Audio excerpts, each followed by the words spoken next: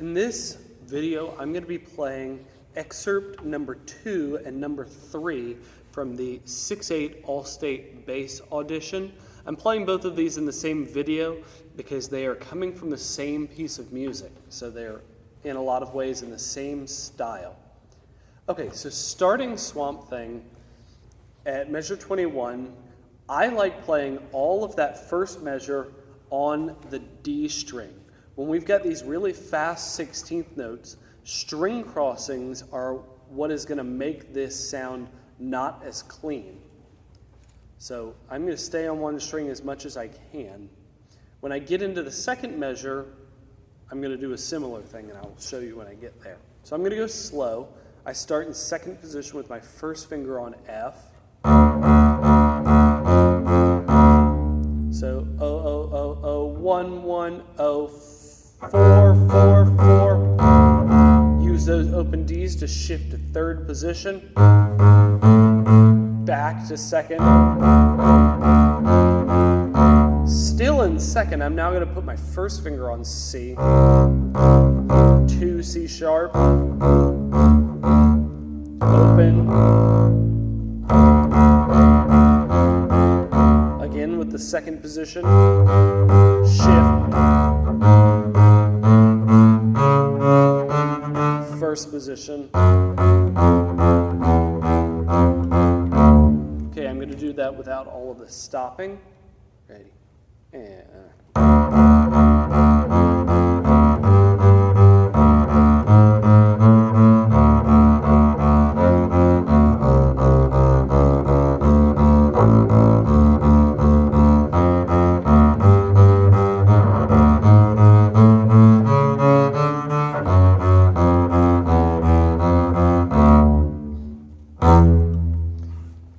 so that section that I just played, what I would recommend is you doing this with a metronome. If you start the metronome somewhere around 40 or 60, somewhere where you know that you can get it absolutely perfect with the fingerings that you have chosen, and gradually increase this by increments of 5. Always checking yourself to make sure that you're staying consistent. That's the key to this, is consistency. If you do that, if you do this with a metronome, you could knock out this passage in about 15 minutes of practicing, really concentrated practicing.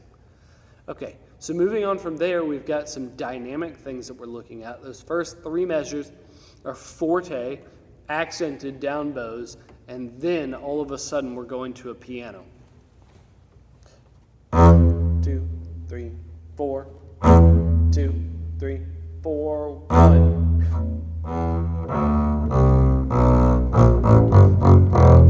Okay, so I am going to get longer and heavier as I'm playing that scale down. I do this in half position, so I don't have to shift it all.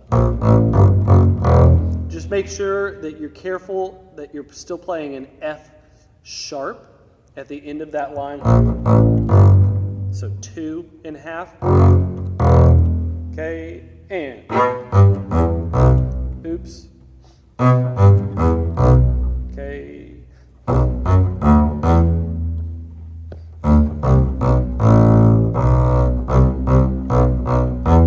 So we've got a couple markings. So this is going to be at mezzo forte. So not the loudest you can play, but with a nice full sound still. It's got a word there, mark, M-A-R-C, period. That's short for marcato. Marcato is marked with emphasis. Marked with emphasis. And this is just telling you to play these 8th notes really cleanly and clearly. So they do have separation between them. Okay, 33. This is a rhythmic thing, and we've got some bowing complexities. And I go back to a down bow. Now, I like to climb up the D string for this lick. 3rd, 4th, 2, 4, 1, 4. Then I shift back to 1st. Now I want to explain my reasoning for doing that. I think that it is the safest thing to put your shifts before the highest note of a passage. The problem with playing this on the G string is that big shift from 4 to 4 at the end. It leaves you very vulnerable to playing the D, the high D, out of tune. Oops. And that's the most important note of the line, so you really don't want it to be out of tune. So we're going to put our shifts earlier. So if there is a little bit of trouble along the way, hopefully we can correct it before we get to that D. Lift.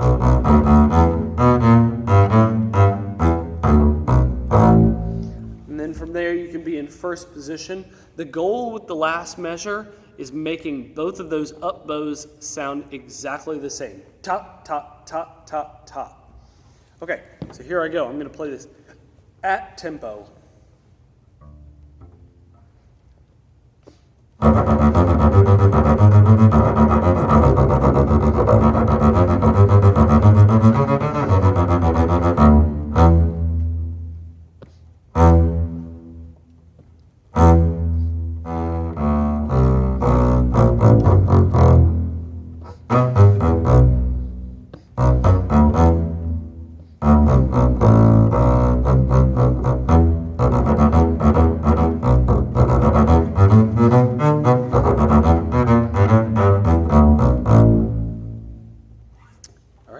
Excerpt number 2. I'm going to move on to excerpt number 3.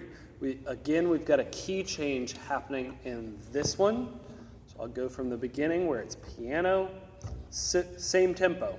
1, 2, 3, 4.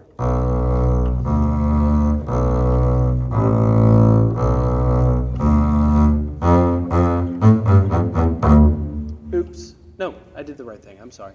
Now, if it is possible for you, I really like doing a pivot in those first 4 measures between B and 4th finger D on the same string. You've got half notes at piano, so if you can make great vibrato, I would go for that. You can play an open string here. It's totally fine, but that 4th finger D is going to give you a leg up on other people auditioning.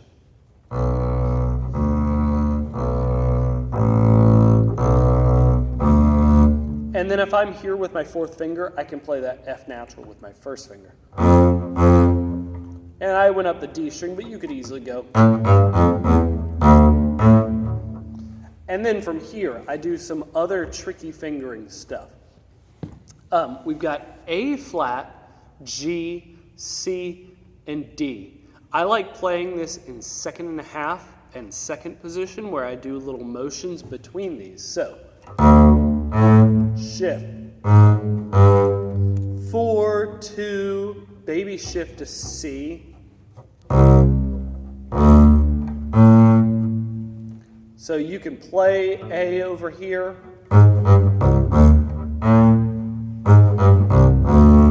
And then when you get to the 2nd line, the fingering that I like using is 4, 4, 1. And then I'm going to shift up a half step to 2nd and a half position for G sharp.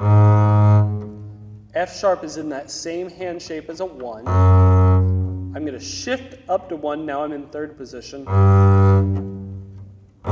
Down the D string. And I am going to 2nd now.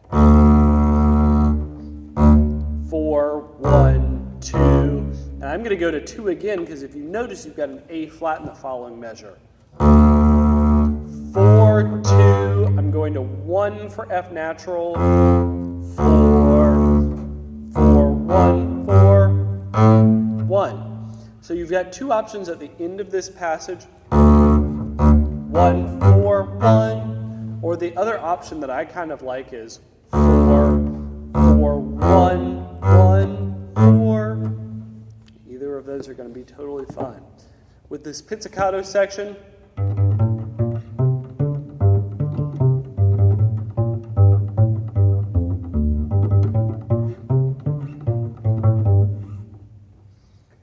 just up and down the G string. Make sure that you've got B flats happening.